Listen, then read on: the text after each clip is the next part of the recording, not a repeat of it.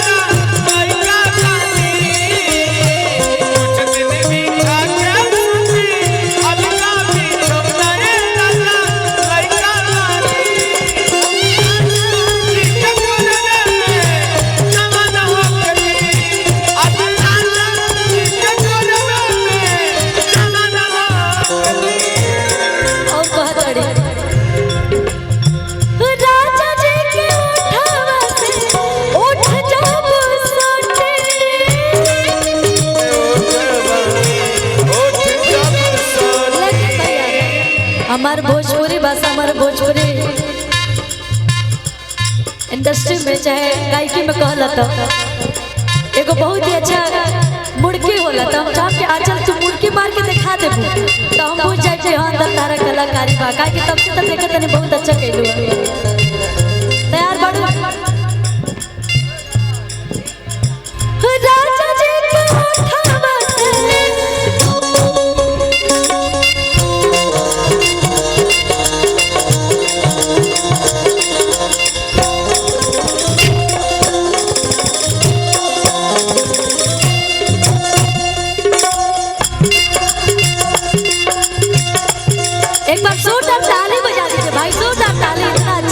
दिखाइए बहुत सुंदर बचाओ जी आप भी दिखाइए सबसे मरवाए और लास्ट में बतावे के पड़ कि सबसे अच्छा मुड़के मरले बा है ना।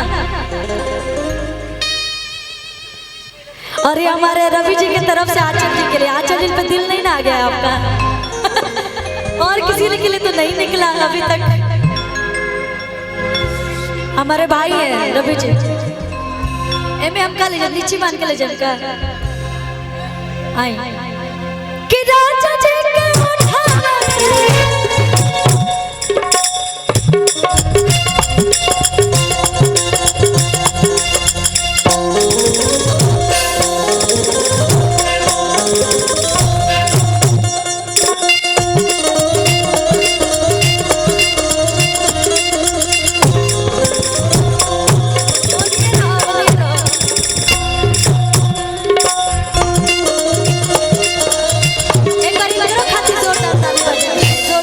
आप सब करा से खुशी जी, सब लोग से। तन्नू जी से मरवाइए, तन्नू जी आ जाओ। तन्नू मिश्रा से मरवाइए मुर्गी। मुर्गी ये आपका कला है, हाँ जो आपको दिखाना चाहिए। जैसा भी हो लेकिन परफॉर्म करना चाहिए। डायरेक्ट ना बोल दे भूत में बेइज्जती बटे, लेकिन कोशिश करबू तो कल कोशिश कर लगे क्योंकि हार ना हो। मेहनत करने वाले की कभी हार नहीं होती, और जो लगातार मेहनत करता है उसका जुगाड़ कभी कभी नहीं होती। चलिए आइए, चलिए हाँ, नहीं तन्नू मिश्रा जी। हाँ कि राजा जी का उठावा से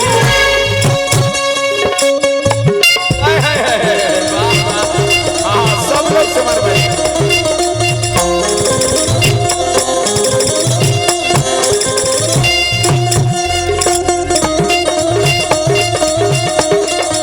जिया जिया, क्या बात है मिश्रा जी।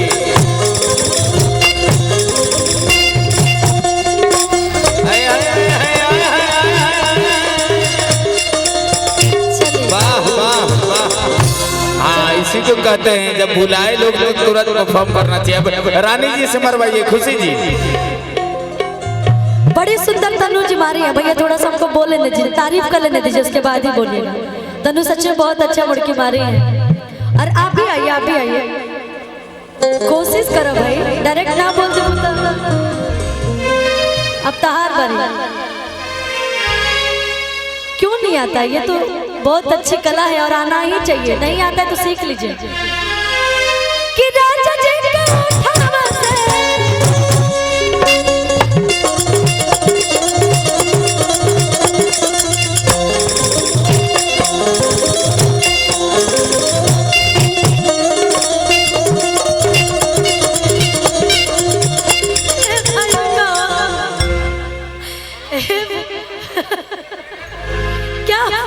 क्या बोलूं मैं, कुछ समझ किस शब्द से आपका तारीफ करूं।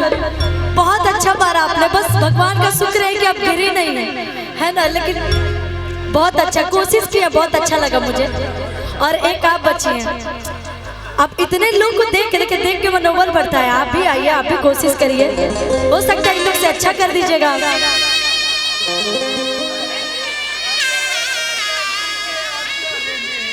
आपका क्या नाम है?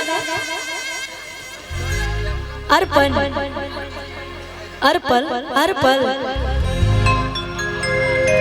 हर पल जीवन के साथ भी, जीवन के बाद भी। आओ कि राजा जी के उठावा से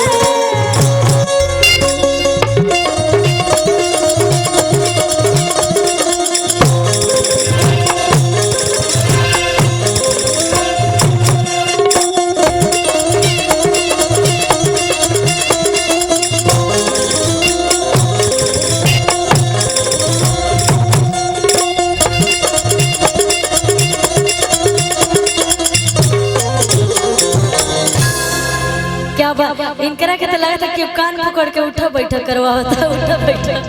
लेकिन बहुत अच्छा लगा, सब लोग कोशिश किया। लेकिन सबसे अच्छा कौन मुड़की मारा आप लोग के नजर में? आचर के मरला हो सबे अच्छा मारा। एक बार सबकरा खाती जोरदार ताली बजा दी, सबकरा खाती।